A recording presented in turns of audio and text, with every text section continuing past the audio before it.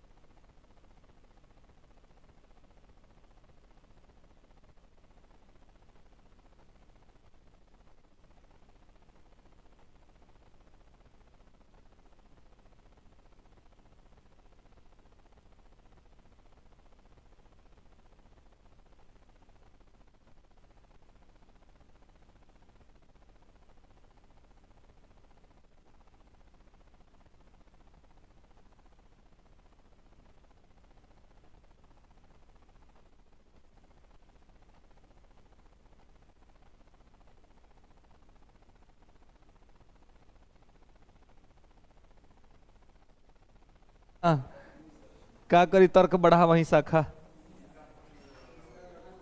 हाँ।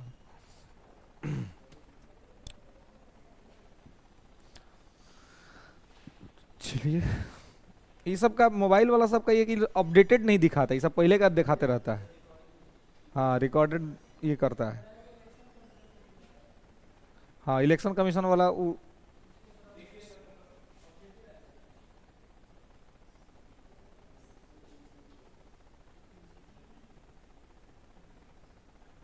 326। अब तो ये नहीं होगा।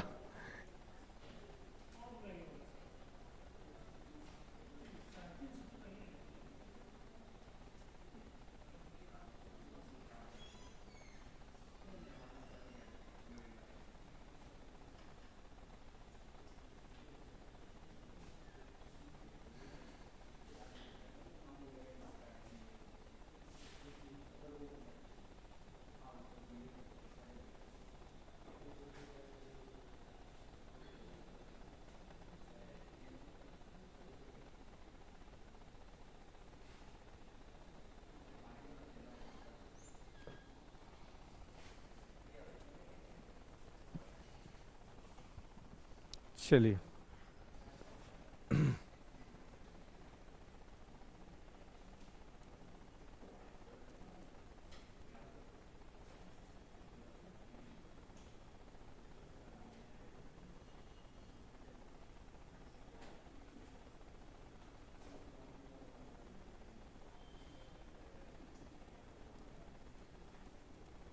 ये इलेक्शन कमीशन पार्टी वाइज दिखा रहा है।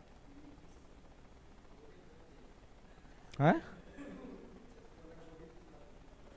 नहीं, सीधे इलेक्शन कमीशन का जो अपने साइट पे अपडेट करता है, ये अपना पार्टी वाइज दिखा रहा है।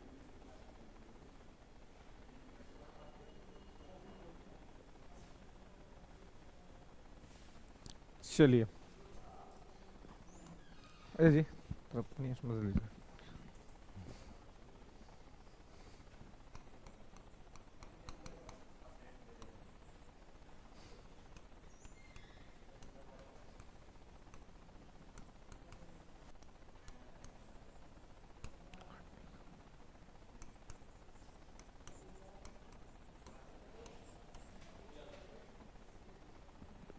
क्या है, पूर्णिया से आगे चल रहे हैं वो?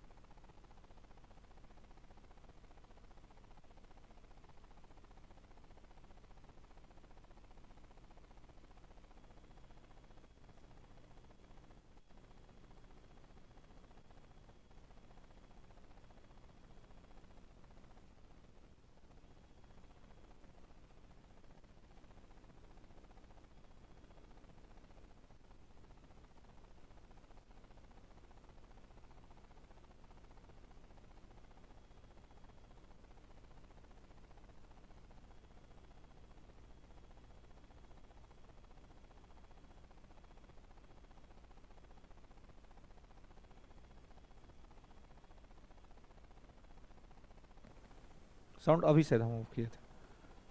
देखिए तो यहां पर जो आप देखेंगे कि स्थिति क्या है कि कॉलेजियम व्यवस्था पर इतने सारे आरोप लगने के बावजूद भी सरकार ने कोर्ट ने कॉलेजियम को नहीं खत्म किया।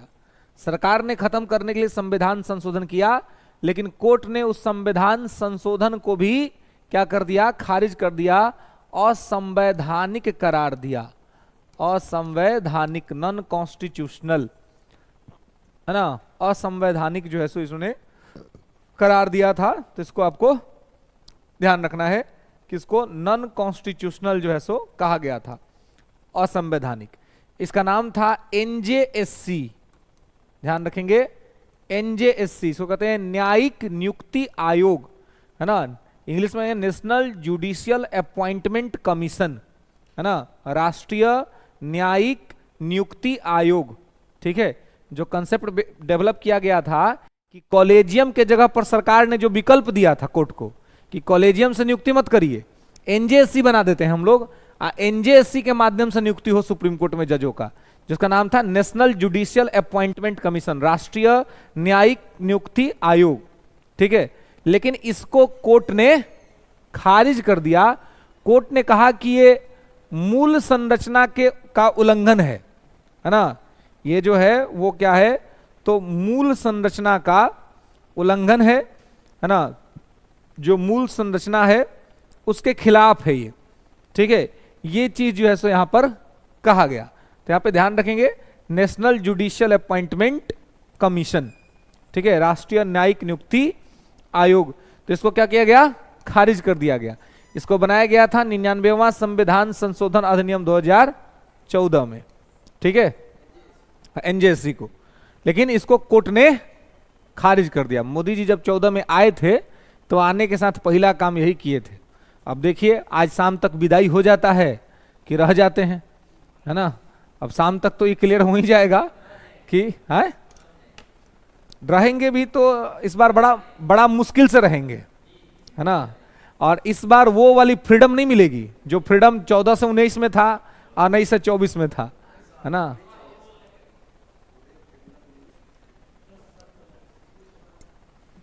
देखिए अगर ये इतना खराब परफॉर्मेंस हो रहा है, इसका सबसे बड़ा कारण है अग्निवीर, सबसे बड़ा कारण है।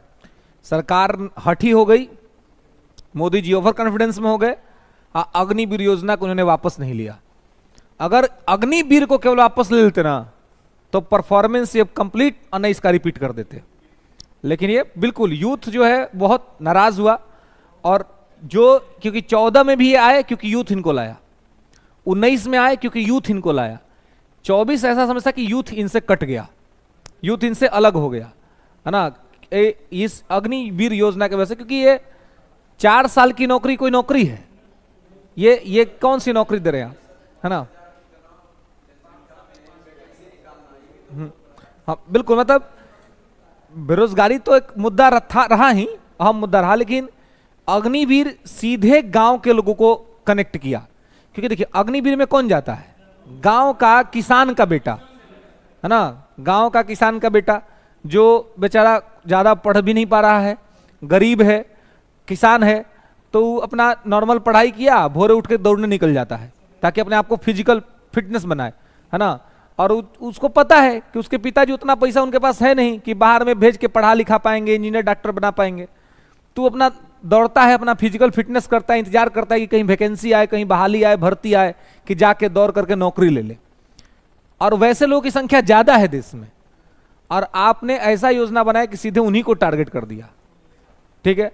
अब इससे आम आदमी, अब एक जवान जो होता है उसका पूरा परिवार उससे चलता है, तो एक जवान को अगर आप निराश किए तो पूरा परिवार को निराश कर दिए, तो ऐसे में आपका एक ठीक ठाक जो पोजीशनिंग है वो खराब हो गई, है ना। और यही स्थिति है कि यूपी जैसा स्टेट से भी इनको इस बार सपोर्ट नहीं मिल रहा है, जहां जिसने इनको प्रधानमंत्री बनाने के लिए इनको ये किया। लेकिन अयोध्या से भी पीछे हैं, शायद अयोध्या से पीछे चल रहे थे। हाँ, अजय राय ने 5000 वोट से पीछे कर दिया था। हमने ये न्यूज तो जब आया तो मुझे लगा कि ये 77 वाला मैटर रिपीट ना हो जाए, प्रधानमंत्री अपना ही चुनाव हार जाए, है ना, लेकिन फिर कहा कि नहीं नहीं भाई आगे हो गए हैं, है ना, दोनों सीट से आगे हैं। तो रायबरेली से तो डेफिनेटली है कि राहुल गांधी जीतेंगे, रायबरेली तो उनका कोई ये नहीं है। वायनाड का थोड़ा सा इस बार था क्योंकि वायनाड में वहां पर केरल की जो पार्टी उसने भी अपना कैंडिडेट खड़ा कर दिया था, इसलिए वायनाड में थोड़ा सा दिक्कत था। खैर, तो यहां पर आने के साथ ये लाए थे, आज शाम तक रहेगा, हो जाएगा कि रहेंगे कि झोड़ा उठा के चल देंगे, है ना, है ना। अब तो ये भी है ना, कि भाई हाँ हाँ ठीक है, तपस ये है कि हाँ हाँ हाँ, ये कि उनको अपना सुविधा उतना नहीं होगा, तपस्या करने का आदत है पहले से, है ना, हाँ, तो आराम से शिफ्ट हो जाएंगे कहीं, कोई दिक्कत समस्या नहीं होगी। लेकिन उनका एक महत्वाकांक्षा ही जरूर रहा होगा कि कम से कम तीसरा बार शपथ ले ले, हैट्रिक लगा ले, यही उनकी महत्वाकांक्षा रही होगी कि भाई नेहरू जी वाला रिकॉर्ड जो है सो टूट जाए, है ना, मतलब बराबरी पे पहुंचे, टूटेगा तो नहीं, बराबरी पे पहुंच जाए, है ना, हाँ बराबरी पे पहुंच जाए कम से कम, ताकि नेहरू के पार्लर इनका नाम लिया जाए, है ना, नेहरू के समकक्ष जो है सो इनका नाम लिया जाए। खैर, तो एनजीएससी को कोर्ट ने खारिज कर दिया, तो आज भी सुप्रीम कोर्ट में न्यायाधीशों को नियुक्त करने की जो प्रक्रिया है वो कॉलेजियम ही है, और कॉलेजियम के माध्यम से ही हो रहा है, जो ऐसो न्यायिक नियुक्ति आयोग को खारिज कर दिया गया। ठीक है, तो न्यायिक नियुक्ति आयोग अभी नहीं चल रहा है। ठीक है, चलिए आगे आइए। अब लिखिए यहां पर कि न्यायाधीश बनने की योग्यता, सर्वोच्च न्यायालय में न्यायाधीश बनने की योग्यता, सुप्रीम कोर्ट में यदि जज बनना है तो क्वालिफिकेशन क्या होना चाहिए। सर्वोच्च न्यायालय में न्यायाधीश बनने की योग्यता,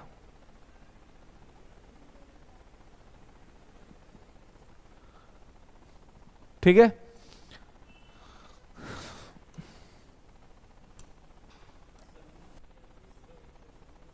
क्या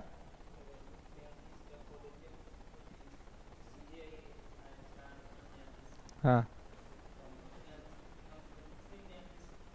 मुख्य न्यायाधीश मैंने कल ही आपको बताया था कि जो सीनियर मोस्ट होता है, जो सीनियर मोस्ट होता है वही मुख्य न्यायाधीश बनता है। अनुभव देखा जाएगा, एक्सपीरियंस देखा जाएगा कि एक्सपीरियंस किसका ज्यादा है, जिसका एक्सपीरियंस ज्यादा होगा उसी को बनाया जाएगा, है हाँ। वही एक्सपीरियंस का मतलब एज से नहीं है, केवल एक्सपीरियंस का मतलब है वर्किंग एक्सपीरियंस, सुप्रीम कोर्ट में आपने कितना टाइम स्पेंड किया है, ठीक है, तो उसके वरिष्ठ,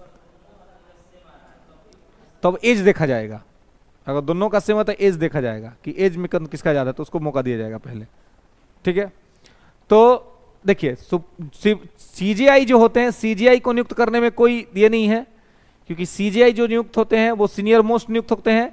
अब फिर जब जैसे कि अभी डीवाई चंद्रचूड़ साहब जब रिटायर्ड होंगे तो ये खुद ही लेटर लिख के भेज देंगे कि मेरे बाद सुप्रीम कोर्ट में ये आदमी सीनियर है, इसको बनाया जाए। तो ये इसमें पूरी ट्रांसपेरेंसी रहती है, क्योंकि जो सीजीआई +4 होता है तो इस +4 में वही 4 गो लोग रहते हैं जो क्रमिक रूप से सीजीआई के बाद में वरिष्ठ होते हैं, है ना, तो वो जैसे ही वहां से हटते हैं तो दूसरों को मौका वहां पर दिया जाता है। तो सीजीआई वही बनता है जो सबसे सीनियर मोस्ट है। तो वर्तमान सीजीआई जब रिटायर्ड होते हैं तो रिटायर्ड होते होते ही नया सीजीआई का नाम लिख करके आगे बढ़ा देते हैं, तो वरिष्ठता के आधार पर सीजीआई बन जाता है। बाकी सुप्रीम कोर्ट के अंदर में जो जज बनते हैं उनके लिए सीजीआई +4 का कॉलेजियम है। कॉलेजियम अलग अलग हाई कोर्ट, जो हमारे देश में वर्तमान में 25 हाई कोर्ट है, तो 25 हाई कोर्ट से अलग अलग जगहों से लोगों को चुनती है, आज चुन करके उनको यहां पर बनाती है। क्लियर है, समझ रहे, तो इसको ध्यान रखेंगे। चलिए, तो लिखेंगे योग्यता।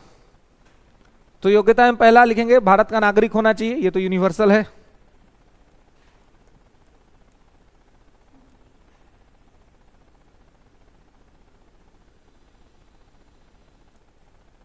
भारत का नागरिक होना चाहिए।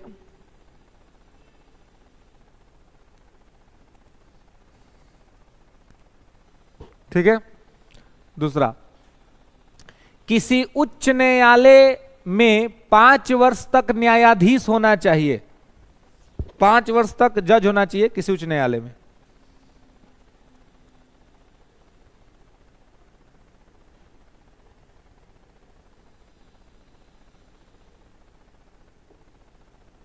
ठीक है, किसी उच्च न्यायालय में न्यायाधीश होना चाहिए।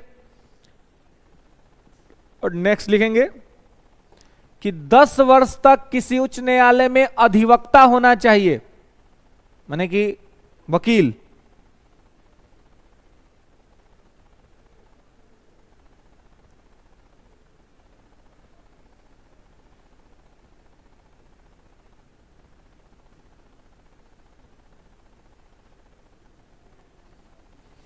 ठीक है, तो यहां पे ध्यान रखेंगे कि, और एक लिखेंगे और कि राष्ट्रपति के नजर में विधि का जानकार होना चाहिए,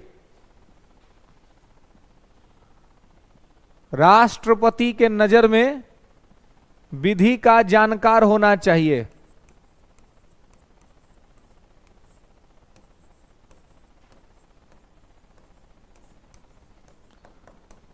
विधि का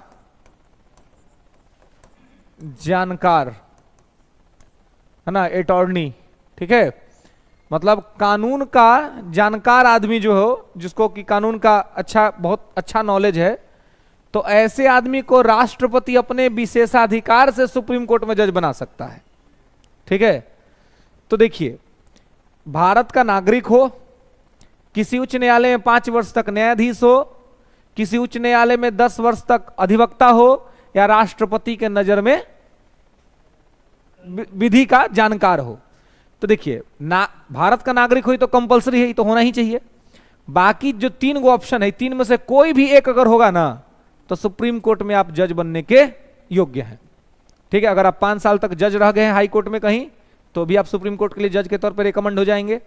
अगर आप 10 वर्ष तक किसी हाई कोर्ट में प्रैक्टिस कर रहे हैं एज ए एडवोकेट, तो भी आप बन जाएंगे, कहीं कोई दिक्कत समस्या नहीं है। ठीक है, तो यहां पे इसको आपको ध्यान रखना है। आगे आइए, अब आगे लिखेंगे कि सर्वोच्च न्यायालय में, ये नोट करके लिखेंगे कि सर्वोच्च न्यायालय में न्यायाधीश बनने के लिए कोई न्यूनतम आयु सीमा का उल्लेख नहीं है।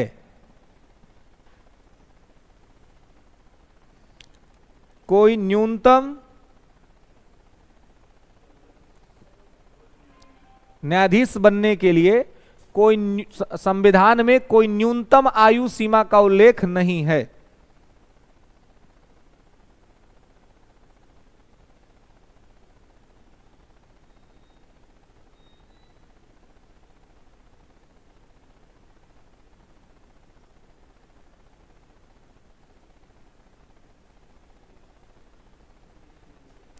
ठीक है,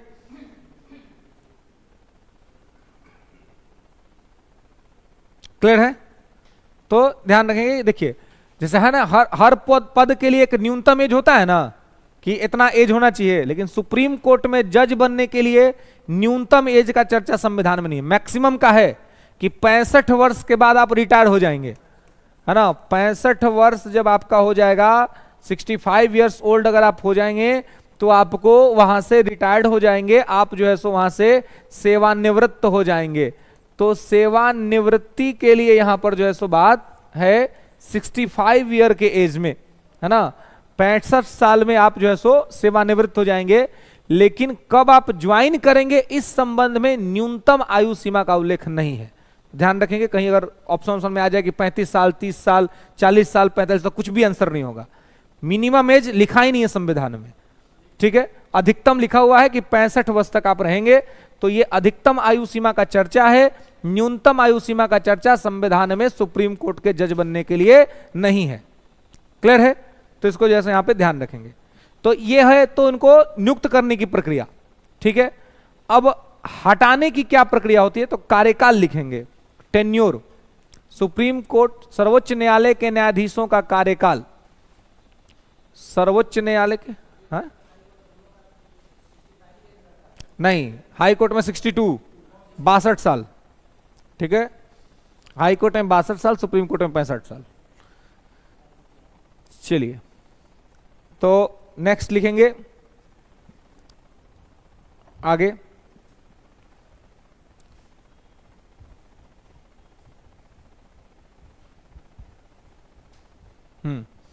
तो लिखेंगे कार्यकाल 65 वर्ष की आयु तक, 65 वर्ष की आयु तक, यानी कि चाहे वो जब भी जाएं सुप्रीम कोर्ट में एज ए जज, कब तक काम करेंगे? 65 वर्ष की आयु तक करेंगे, ठीक है। 65 वर्ष तक ये वहां पर रहेंगे, ठीक है। 65 के बाद इनकी सेवानिवृत्ति हो जाएगी, रिटायर्ड कर जाएंगे, ठीक है। बीच में चाहे तो इस्तीफा दे सकते हैं, ठीक है। बीच में अगर कोई चाहे तो इस्तीफा दे सकते हैं, है ना। सुप्रीम कोर्ट के कोई भी जज बीच में चाहे तो इस्तीफा दे सकते हैं, कि इस्तीफा दे सकते हैं। तो इस्तीफा देंगे तो किसको देंगे? राष्ट्रपति को, ठीक है। कि अगर बीच में चाहे, अब कोई किसी का भी 65 साल नहीं हुआ है, चाहता है कि हम इस्तीफा देकर हट जाएं, तो हट सकता है, इस्तीफा दे करके फ्री हो सकता है, कोई दिक्कत नहीं है, ठीक है। तो बीच में चाहे तो इस्तीफा दे सकते हैं। नेक्स्ट लिखेंगे, बीच में चाहे तो इस्तीफा दे सकते हैं। संसद के द्वारा प्रस्ताव पारित करके इन्हें हटाया भी जा सकता है, ये भी लिख लेंगे कि संसद के द्वारा प्रस्ताव पारित करके इन्हें हटाया भी जा सकता है।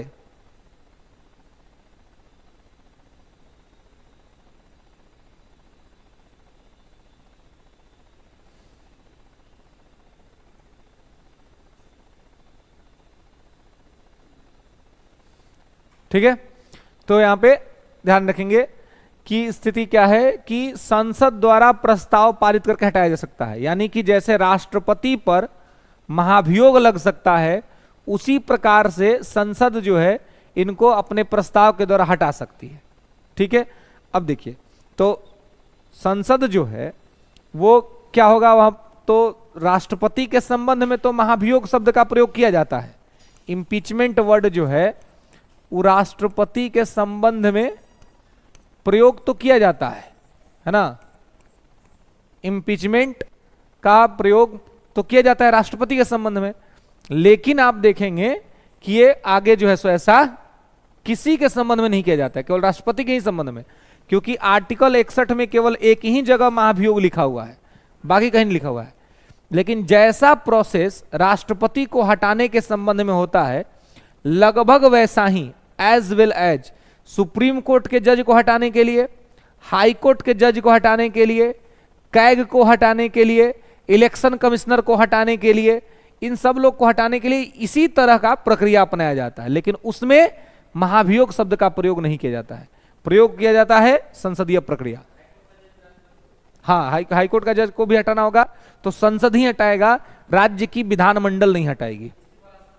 हाँ, इस्तीफा भी राष्ट्रपति को देगा, हटाएगा भी राष्ट्रपति, इनको हटाएगा राष्ट्रपति, चाहे सुप्रीम कोर्ट के जज हो चाहे हाई कोर्ट के जज हो, लेकिन इसके लिए प्रस्ताव पारित होगा संसद में।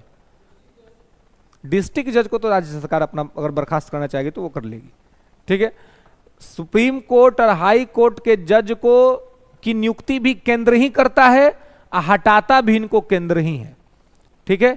ये राज्य में सेवा जरूर देते हैं, लेकिन राज्य सरकार के द्वारा ना तो इनकी नियुक्ति होती है ना राज्य सरकार इनको हटा सकती है, ठीक है।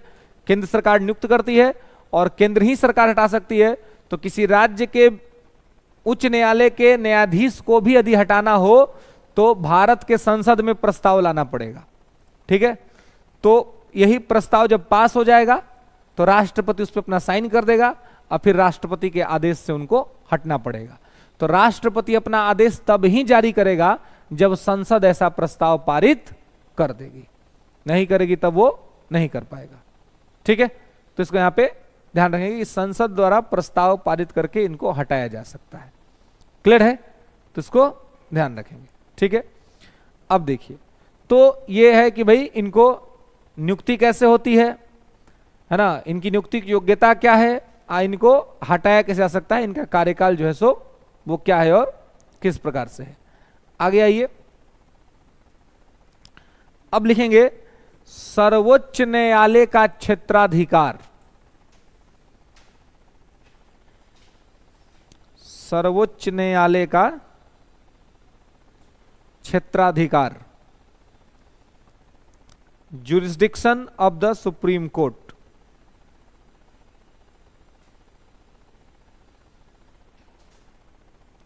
ठीक है,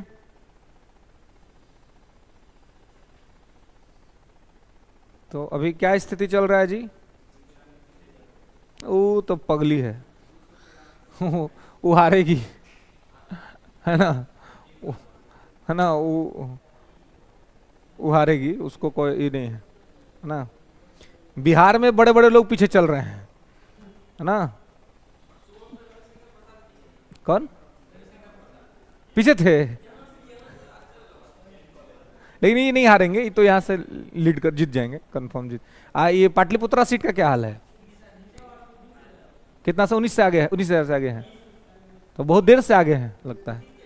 हाँ जीत सकती है। छपरा क्या है, रूढ़ी आगे है।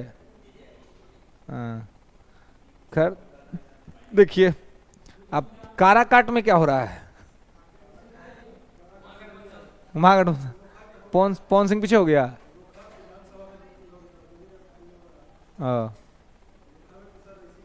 अरे बड़ा मेहनत किया है जी पवन सिंह बेचारा, है अकेले ही अच्छा वो मतलब अकेले बहुत मेहनत किया है। बीजेपी ने तो पूरा अपना स्टार कैंपेनर को उतार दिया था वहां पर। हाँ दिया वोट? नहीं दिया है। हाँ 240 290, लड़ाई जबरदस्त चल रहा है ना। और शाम होते होते कुछ भी हो सकता है ना, कुछ भी हो सकता है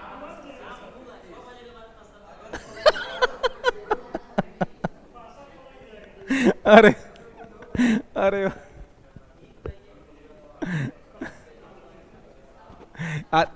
दिल्ली में, लेकिन अभी भी दिल्ली में सातों पर आगे चल रहा है सब।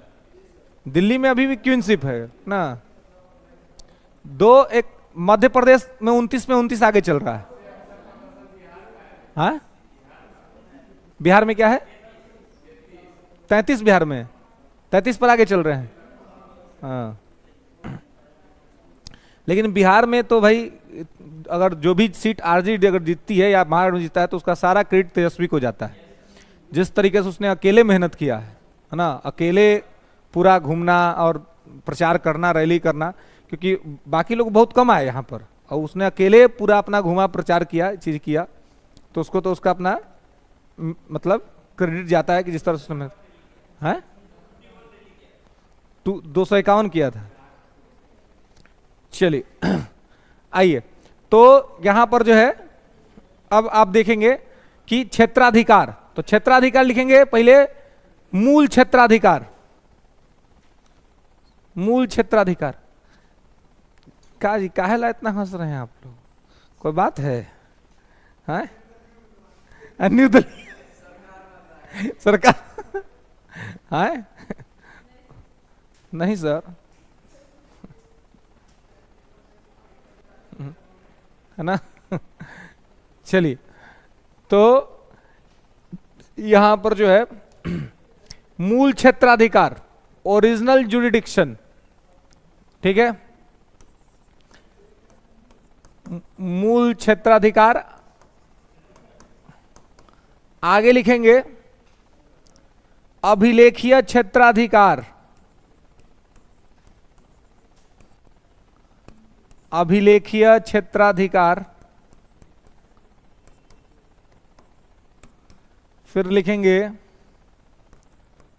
न्यायादेश क्षेत्राधिकार, इसको रिट जुरिडिक्शन बोलते हैं, इसको कोर्ट ऑफ रिकॉर्ड बोलते हैं। न्यायादेश क्षेत्राधिकार,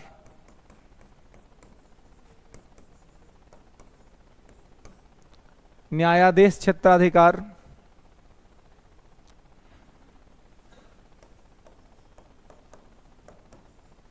न्यायिक समीक्षा,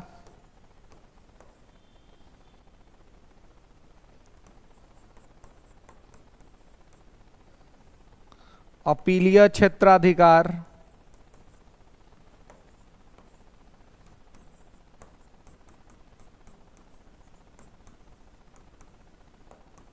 अपीलिएट जुरिडिक्शन,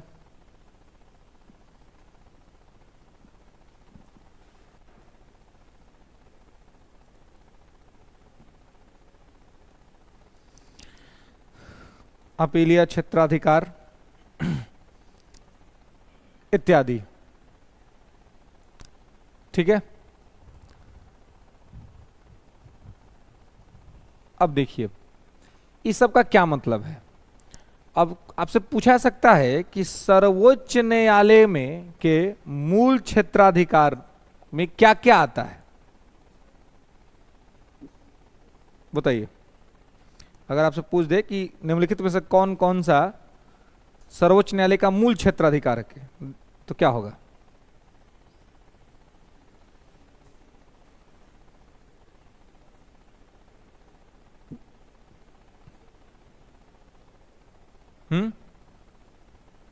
देखिए, जो ऐसे आपका मूल अधिकार है, तो आपका मूल अधिकार जैसे कोई आपसे नहीं छीन सकता, वैसे सुप्रीम कोर्ट का भी मूल क्षेत्राधिकार है। उसमें वही काम आएगा जो सिर्फ सुप्रीम कोर्ट ही कर सकता है, दूसरा कोई कर ही नहीं सकता है। माने हाई कोर्ट वो मामला सुन ही नहीं सकता है, केवल सुप्रीम कोर्ट ही सुनेगा। उसको कहते हैं ओरिजिनल जुरिडिक्शन, है ना, मूल क्षेत्राधिकार। लिखेंगे मूल क्षेत्राधिकार में क्या क्या आएगा।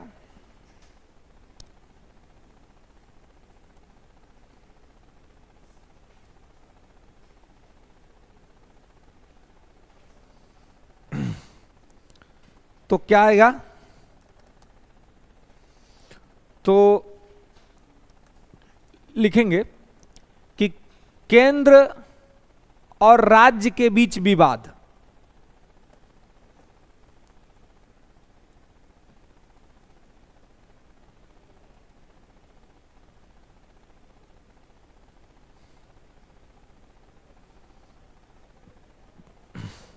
केंद्र और राज्य के बीच का विवाद। ठीक है, सेंटर वर्सेस स्टेट, माने कि किसी मुद्दा पर केंद्र और राज्य का झगड़ा हो गया तो ये मैटर किसी हाई कोर्ट में नहीं सुना जाएगा, ये सीधे सुप्रीम कोर्ट में जाएगा। ये सुप्रीम कोर्ट का ओरिजिनल जुरिडिक्शन है। ठीक है, नेक्स्ट, राज्यों के समूह और केंद्र के बीच विवाद, group of states versus centre. राज्यों के समूह और केंद्र के बीच विवाद, पहले आपने देखा कि स्टेट वर्सेस सेंटर, जैसे कि मान लीजिए कि बंगाल और बिहार का किसी बात पे झगड़ा चल रहा है, तो ये विवाद कहां सुना जाएगा? सुप्रीम कोर्ट में। आए मान लीजिए कि बिहार, बंगाल, यूपी ये सब एक हो गया, आई तीनों का एक के साथ झगड़ा चल रहा है सेंटर के साथ, तो राज्यों का समूह और केंद्र का विवाद, तो ये भी क्या हो जाएगा? Original jurisdiction. तो ये भी सुप्रीम कोर्ट में ही सुना जाएगा। ठीक है, तो केंद्र और राज्य के बीच विवाद, राज्यों के समूह और केंद्र के बीच विवाद। ठीक है, ये हो जाएगा। आगे लिखेंगे कि दो राज्यों के बीच का विवाद, दो राज्य आपस में लड़ गया, मान लीजिए बिहार यूपी लड़ गया आपस में,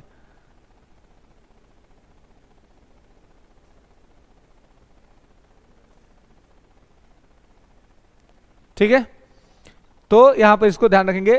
तो तीन चीज, एक सेंटर वर्सेस स्टेट, दूसरा group of state versus centre, और तीसरा क्या है? तो स्टेट वर्सेस स्टेट। तो ये मूल क्षेत्राधिकार है। राज्य, एक राज्य का दूसरे राज्य के साथ झगड़ा, राज्य का केंद्र के साथ झगड़ा, या राज्यों के समूह का केंद्र के साथ झगड़ा। तो ये तीन कंडीशन जो है ये सीधे तौर पे सुप्रीम कोर्ट का ओरिजिनल जुरिडिक्शन है। ये कोई हाई कोर्ट सुन ही नहीं सकता है, किसी हाई कोर्ट में ये मुद्दा चर्चा में ही नहीं आएगा, ये सीधे सुप्रीम कोर्ट जाएगा। ठीक है, ये उनका मूल क्षेत्राधिकार है।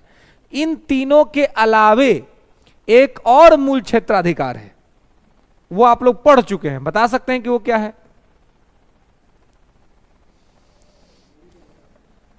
मौलिक अधिकार।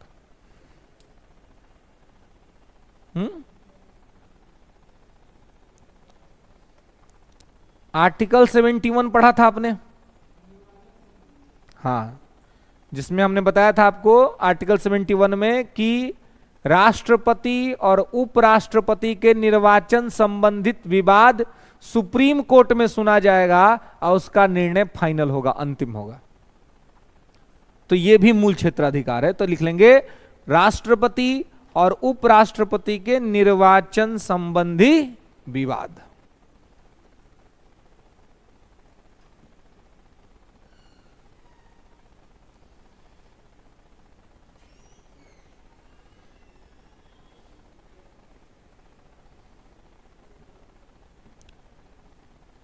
ठीक है, क्लियर है? हाँ, कौन 279 आ गया? NDA 279, India 249। देखिए इंतजार कीजिए शाम तक का। अब 2 घंटा रुके काउंटिंग, तब ना कोई बात होगा का जी।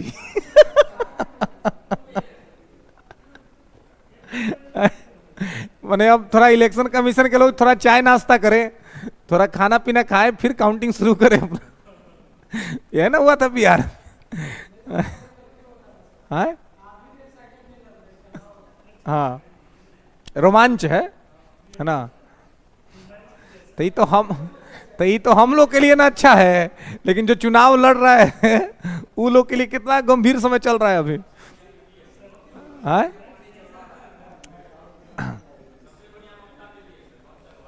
हाँ, वो अपना अकेले अपना लड़ रही है। हाँ। वो कितना है अभी उसका? 30 है। नहीं, वो उसका 30 पे चल रही है। 28 है। चलिए, तो मूल क्षेत्राधिकार में ये 4 कंडीशन ध्यान रखेंगे।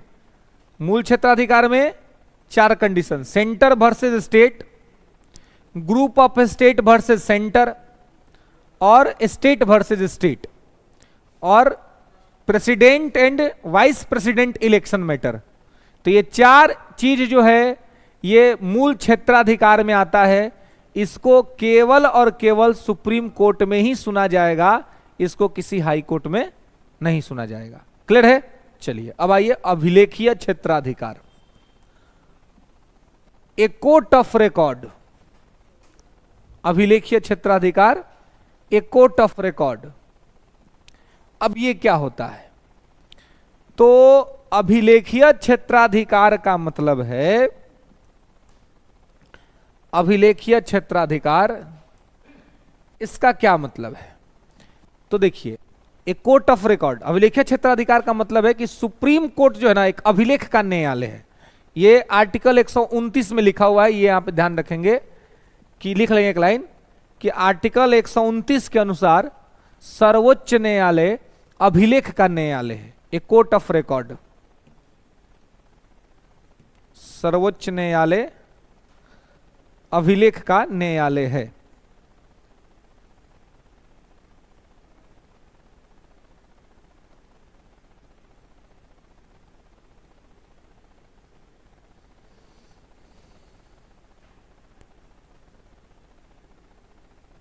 ठीक है?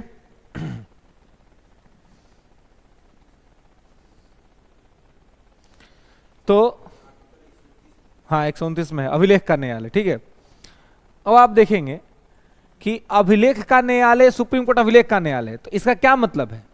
तो इतिहास में, एंशिएंट हिस्ट्री में आपने अभिलेख के बारे में सुना होगा, है ना? जो अशोक के अभिलेख। तो अभिलेख कितने प्रकार के होते हैं? अभिलेख कितना प्रकार का होता है? अभिलेख 3 प्रकार के होते हैं: शिलालेख, स्तंभ लेख, गुहा लेख। ठीक है? तो stone inscription, pillar inscription and cave inscription.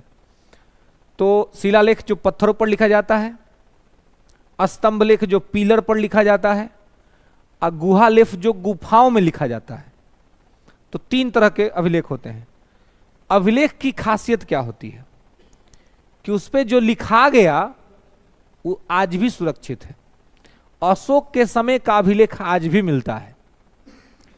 इसलिए सुप्रीम कोर्ट को भी अभिलेख का न्यायालय कहते हैं, क्योंकि सुप्रीम कोर्ट ने जो फैसला दे दिया, सुप्रीम कोर्ट ने जो बातें कह दी, वो बातें अंतिम हो गई।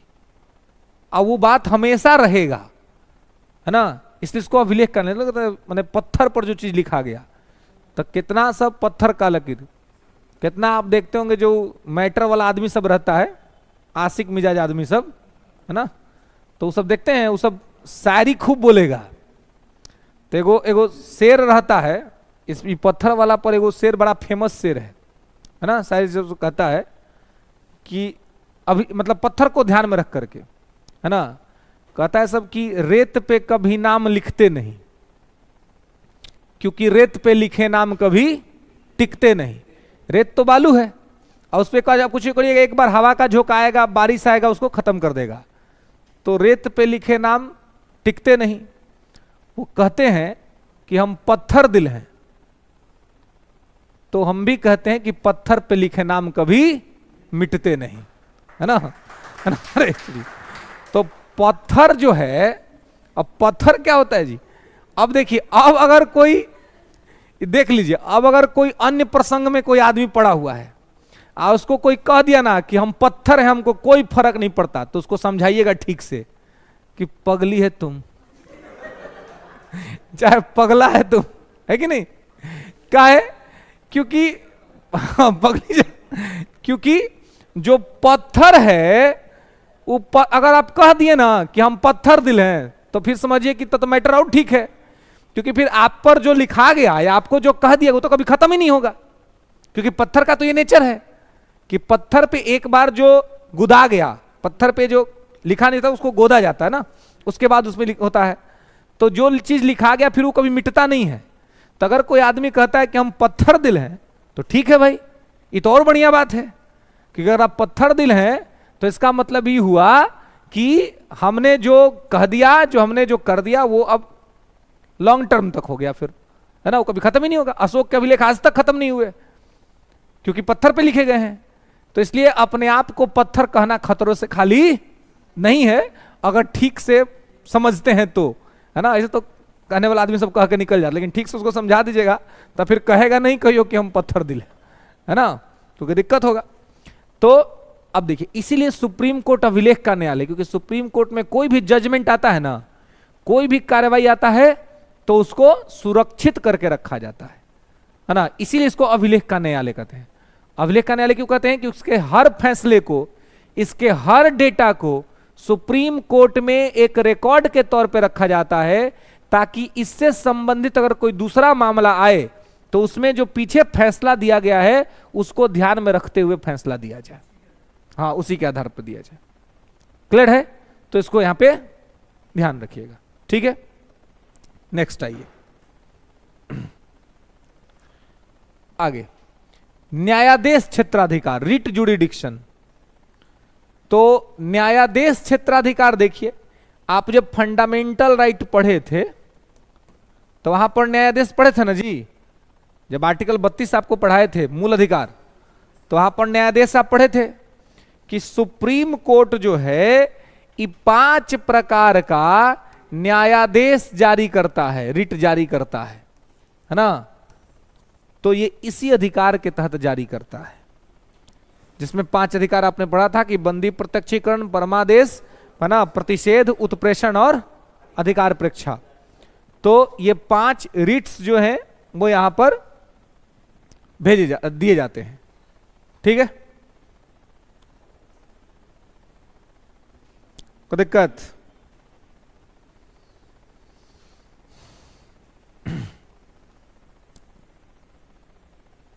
चलिए,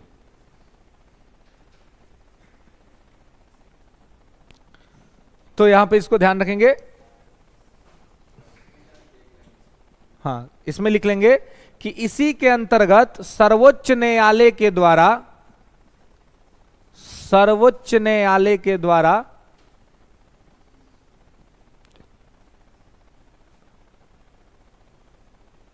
पांच प्रकार के रिट जारी किए जाते हैं।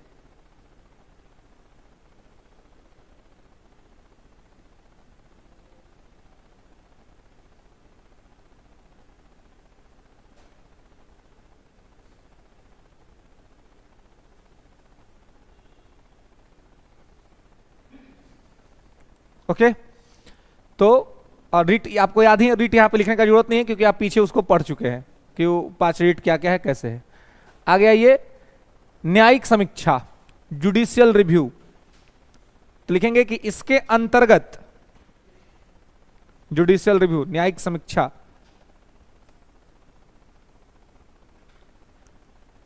कि इसके अंतर्गत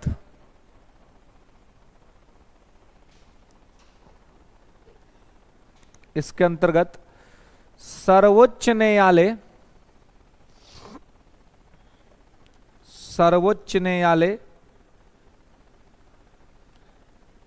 विधायिका के द्वारा पारित कानून, विधायिका के द्वारा पारित कानून की समीक्षा करता है।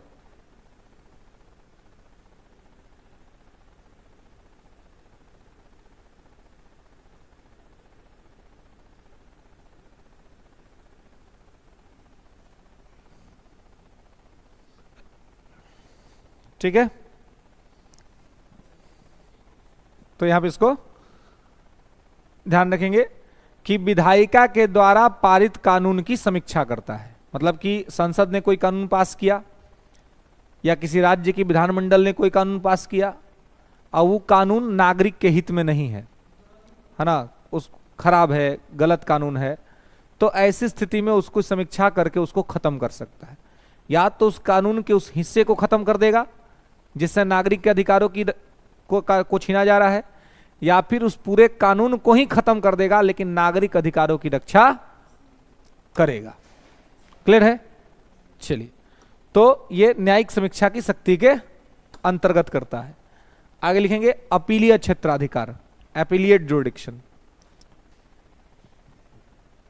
तो लिखेंगे कि सर्वोच्च न्यायालय भारत का अंतिम अपीलीय न्यायालय है।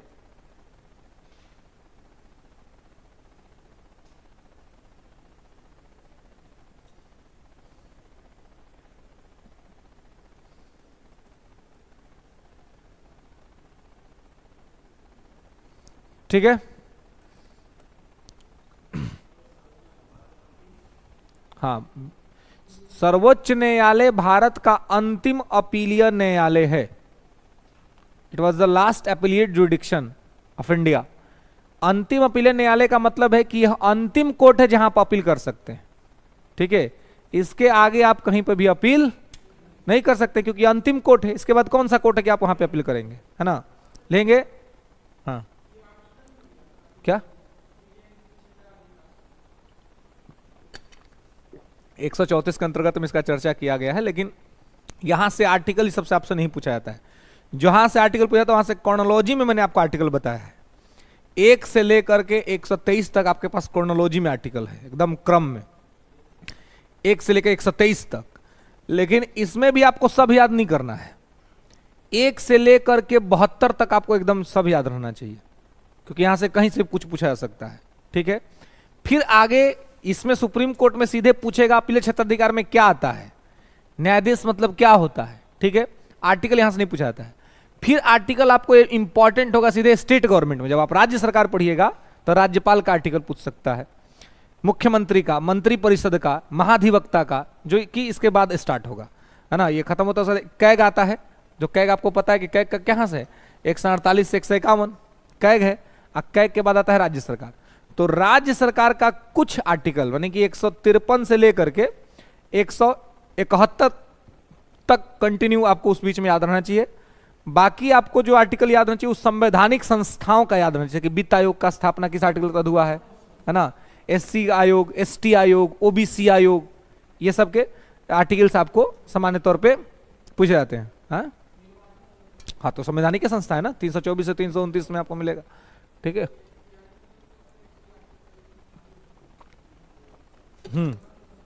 इसलिए कि देखिए, पूछने को कुछ भी पूछ सकता है, है ना, पूछने को आपको कुछ भी पूछ सकता है। अब आर्टिकल क्या है, आर्टिकल तो बस एक हो गया कि इतना में है, बाकी तो मेन कंटेंट ना है कि अंदर में क्या है ना। आर्टिकल तो एक नॉर्मल सा चीज है, लेकिन अंदर का कंटेंट क्या है, अपीलीय क्षेत्राधिकार होता क्या है। तो इसके तहत सुप्रीम कोर्ट भारत का अंतिम अपीलीय न्यायालय है, इसके पास आप अंतिम रूप से अपील कर सकते हैं, इसके ऊपर कोई नहीं जिसके पास आप अपील कर सके। ठीक है, राष्ट्रपति न्यायालय नहीं है, राष्ट्रपति कार्यपालिका का प्रमुख है, और राष्ट्रपति के पास आप अपील नहीं करते हैं, राष्ट्रपति के पास आप मर्सी लेके जाते हैं, मर्सी पिटीशन, दया याचिका जिसको बोलते हैं। तो राष्ट्रपति के यहां, राष्ट्रपति कोई कोर्ट नहीं है, राष्ट्रपति देश की संवैधानिक व्यवस्था के अनुसार देश का अभिभावक है सबसे बड़ा। तो आपको कोर्ट सजा सुना देता है, सजा आप स्वीकार भी कर लेते हैं, अब आप राष्ट्रपति के पास जाके कहते हैं कि हमको माफ कर दीजिए, हमको क्षमा कर दीजिए। तो अब राष्ट्रपति पर निर्भर करता है कि राष्ट्रपति आपको किस सीमा तक, किस हद तक माफी देता है। ठीक है, चलिए, तो अपीलीय क्षेत्राधिकार, तो इसमें लिखेंगे कि इसमें दीवानी मामले और फौजदारी मामले दोनों ही मामले में सुप्रीम कोर्ट में अपील किया जा सकता है।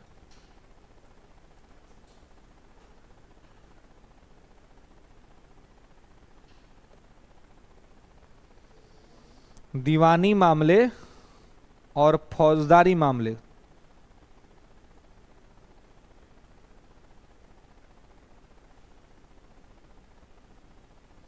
दीवानी मामले और फौजदारी मामले में अपील किया जा सकता है। ठीक है, तो सुप्रीम कोर्ट में कितने मामले में अपील किया जा सकता है?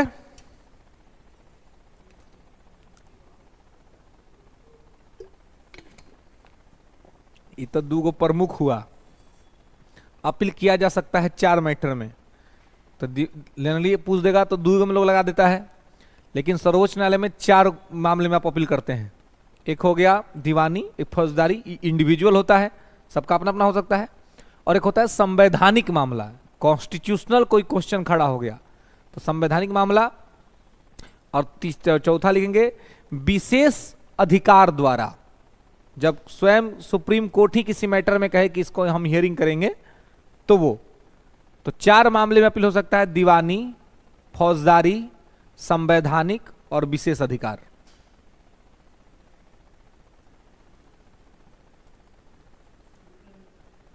विशेष अधिकार में कोई भी जो वो देख लेंगे कि भाई ये इसे हमें हियरिंग करना है, इसे हमें सुनना है, इसे हमें देखना है, तो वो उसके तहत ये कर सकते हैं।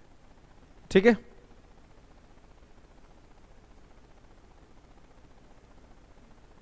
गिरिराज सिंह पीछे चल रहे हैं जी बिहार में, हैं? उनके ऑपोजिट में कौन है? कौन है?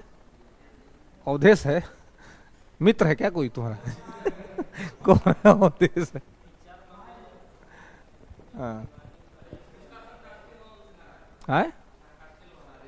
हाँ, चलिए, हाँ क्या लिखे हैं? हाँ, दीवानी मामला, फौजदारी मामला और संवैधानिक मामला और विशेषाधिकार मामला, या इसको विशेष अनुमति द्वारा भी बोला जाता है, विशेष अनुमति द्वारा। हाँ,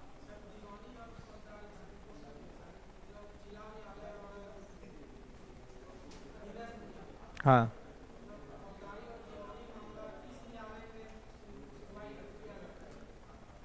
अभी आएंगे जिला कोर्ट पढ़ाएंगे तो हमें बताएंगे। हाँ, देखिए क्या होता है, अधीनस्थ न्यायालय जो है सबऑर्डिनेट कोर्ट, उसी को जिला न्यायालय भी कहा जाता है, लेकिन वहां पर क्या होता है कि वहां जो जज रहता है डिस्ट्रिक्ट कोर्ट में, जैसे कैसे देश का सबसे बड़ा जो जज है, तो इधर भी ध्यान देना, तो वो सब जिसने इन्हें का मैटरवा निकल जाएगा, है ना।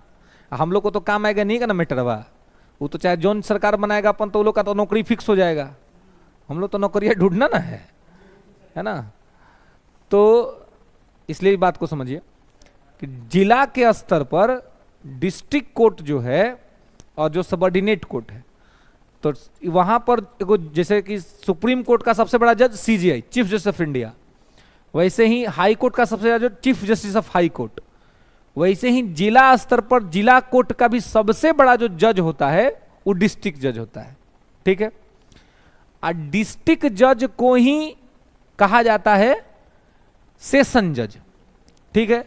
तो जिला स्तर पे जब आप जाइएगा कोर्ट में तो आपको दो गो कट माने हॉल दिखेगा। एगो कहा जाएगा, वकील सब कहेगा कि सत्र न्यायाधीश का कोर्ट है, सेशन जज बैठता है यहाँ। एगो कहेगा कि जिला जज बैठता है यहाँ, ठीक है। अब देखिए जज जो होगा ना वो एक ही होगा, लेकिन नामवा दूगो कहा जाएगा, हॉल भी दूगो रहेगा, ठीक है। तो जो जिला जज कहलाएगा वो दीवानी मामला देखेगा, आज जो सत्र न्यायाधीश कहलाएगा सत्र जज, ये आपराधिक मामला देखेगा। अब देखिए आदमी एक ही है, सीनियर जज है वहां का, सबसे बड़ा जज है, डिस्ट्रिक्ट का सबसे बड़ा जज, उसको सेशन जज भी कहते हैं, उसको डिस्ट्रिक्ट जज भी कहते हैं।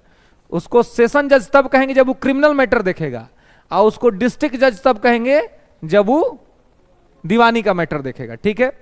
तो ई है सबसे बड़ा जज, सेशन जज सबसे बड़ा जज होता है, डिस्ट्रिक्ट जज। लेकिन अब सत्र न्यायाधीश के नीचे भी और भी सब कोर्ट होता है। आप जिला कोर्ट में जाएंगे कचहरी में तो बहुत सारा बिल्डिंग रहता है, बहुत दूर में कचहरी फैला रहता है, और वहां एक ही साथ बहुत सारा जज सब का कमरा रहता है, और सब अपना अपना कमरा में सुनवाई कर रहा होता है ना। तो यहां पर सत्र न्यायाधीश के नीचे अलग लोग काम करते हैं, आज सेशन ये डिस्ट्रिक्ट जज के नीचे अलग लोग काम करते हैं। हाँ वहां पर वो एक आदमी, लेकिन वह धर के बांट देता है। वो जब स्वयं देखेगा तो वो जो देखेगा सो देखेगा, उसमें वो अगर दीवानी देखेगा तो जिला जज कहलाएगा, आप मर्डर का मामला देखेगा या क्रिमिनल मामला देखेगा तो वो सेशन जज कहलाएगा। लेकिन उसके नीचे वाला सब जो देखेगा तो जो बटा हुआ रहेगा तो सेशन जज अलग रहेगा उसके नीचे का, और डिस्ट्रिक्ट जज उसके नीचे का अलग रहेगा।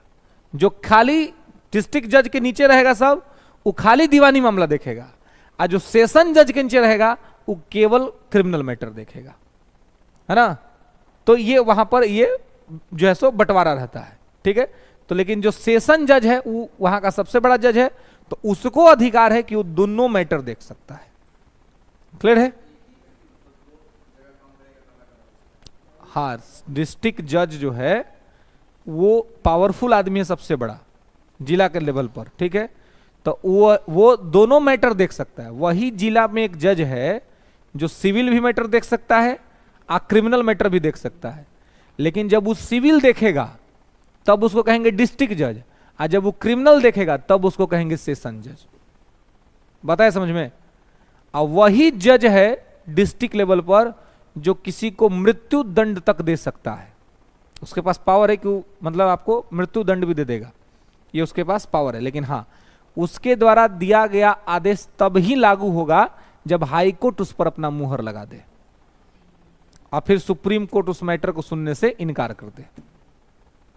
तो ऐसी स्थिति में फांसी। तो कभी कभी पूछा जाता है कि सबसे निचले स्तर पे वो कौन सा जज है जो किसी को ये कर सकता है, दे सकता है, तो मृत्युदंड दे सकता है, तो ये दे सकते हैं, ठीक है। चलिए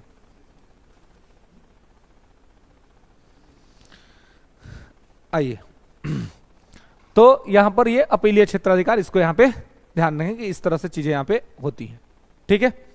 चलिए, तो इस प्रकार से यहां पर ये सारी चीजें स्थापित की गई हैं। अब आप देखिए, जैसे यहां पर आप सुप्रीम कोर्ट को देख रहे हैं, ठीक है, इसी प्रकार से कनेक्टिविटी के साथ ही हम लोग यहीं पर हाई कोर्ट और सबऑर्डिनेट कोर्ट को भी तुलनात्मक देख लेते हैं, जिससे कि आपको याद करने में सुविधा रहेगा। सारा तीनों कोर्ट एक साथ कंप्लीट कर तब आप स्टेट गवर्नमेंट में जाएंगे। तो क्योंकि हमारे यहाँ कोर्ट का जो व्यवस्था है वो इंटीग्रेटेड है।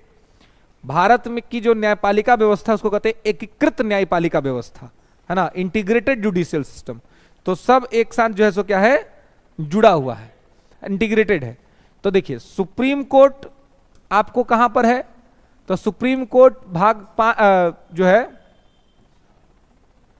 ये देखिए हम 4 लिखे हो जी, आप लोग रोके नहीं, 5 है ना, ठीक है, भाग 5 में है। हाई कोर्ट जो है ये पार्ट 6 में है।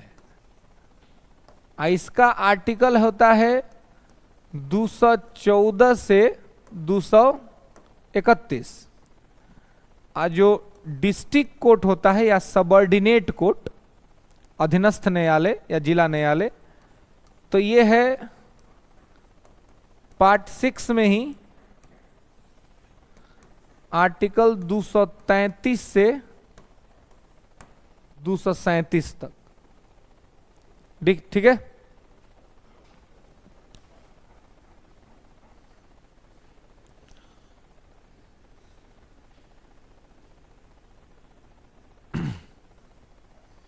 ओके, तो अब आप देखिए, तो यहां पर जो है किस प्रकार से चीजें होती हैं। तो सुप्रीम कोर्ट भाग 5 में आर्टिकल 124 से 147, हाई कोर्ट भाग 6 में 214 से 231, और डिस्ट्रिक्ट कोर्ट सबऑर्डिनेट कोर्ट 6 में ही 33 से 37 के बीच में है। ठीक है, अब आप देखेंगे कि यहां पर क्या स्थिति है।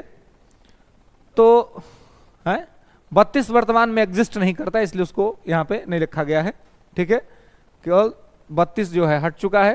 तो 214 से 31 हाई कोर्ट के लिए और सबऑर्डिनेट कोर्ट के लिए 33 से 37। ठीक है, अब देखिए, भारतीय न्यायिक व्यवस्था को एकीकृत न्यायिक व्यवस्था कहते हैं। एकीकृत न्यायिक व्यवस्था, इंटीग्रेटेड न्यायिक व्यवस्था। तो इंटीग्रेटेड क्यों कहते हैं?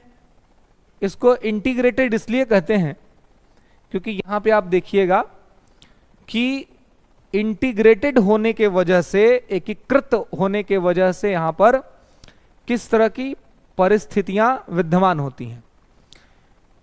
अगर आपका कोई मैटर डिस्ट्रिक्ट कोर्ट में है, तो या आपका कोई झगड़ा, कोई झंझट किसी से हुआ, कुछ भी हुआ, तो आप केस करेंगे, तो आपका केस पहले डिस्ट्रिक्ट कोर्ट में ही जाएगा। ऐसा नहीं होगा कि आप सीधे सुप्रीम कोर्ट चल जाएंगे। सुप्रीम कोर्ट में तो सीधे आप सिर्फ एक ही मामला में जा सकते हैं जब आपका फंडामेंटल राइट का वायलेशन हुआ हो। बाकी कोई भी मामला में आप पहले डिस्ट्रिक्ट कोर्ट जाते हैं।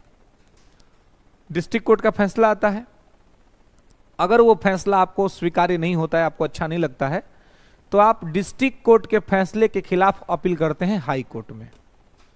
फिर हाई कोर्ट का फैसला आता है। फिर यदि आप हाई कोर्ट के फैसले से भी खुश नहीं होते हैं, तब आप अपील करते हैं सुप्रीम कोर्ट में। फिर सुप्रीम कोर्ट का फैसला तो आपको मानना ही पड़ेगा, क्योंकि अभी आपने पढ़ा कि ये अंतिम अपीलीय न्यायालय है। अब सुप्रीम कोर्ट के बाद आप कहीं अपील नहीं कर सकते हैं, तो सुप्रीम कोर्ट जो कह देगा वो आपको स्वीकार करना पड़ेगा। तो ऐसा नहीं हो सकता है कि आप सीधे जंप करके चल जाएं सुप्रीम कोर्ट। आपको क्रोनोलॉजी मेंटेन करना पड़ेगा, इसलिए कहते हैं इंटीग्रेटेड जुडिशियल सिस्टम, जिसमें सबसे ऊपर आता है सुप्रीम कोर्ट, हायरार्की में सबसे ऊपर। मध्यम स्तर पे आता है हाई कोर्ट, और निम्न स्तर पे आता है डिस्ट्रिक्ट कोर्ट। तो पूरे देश में सबसे ऊपर सर्वोच्च न्यायालय है। लेकिन यही अगर पूछा जाए कि किसी राज्य का सबसे बड़ा न्यायालय कौन सा होता है, तो हाई कोर्ट है ना।